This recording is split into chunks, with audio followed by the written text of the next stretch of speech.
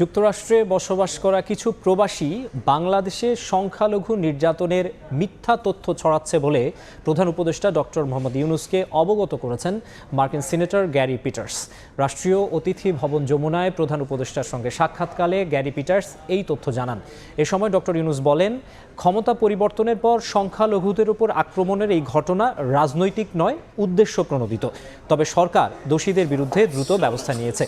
তিনি মার্কিন সিনেটরকে দেশের বিভিন্ন শহর ঘুরে দেখার আহ্বান জানান। পাশাপাশি ধর্মীয় সম্প্রীতির প্রকৃত তথ্য জানতে বাংলাদেশ সফরের জন্য অন্যান্য মার্কিন রাজনৈতিক নেতা, সাংবাদিকদের আমন্ত্রণ জানান। এ সময় ডক্টর ইউনূস বলেন, অপপ্রচার রোধে যুক্তরাষ্ট্রের সহায়তা দরকার।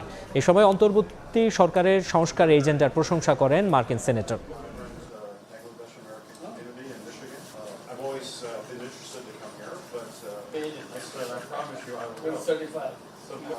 Hospitality.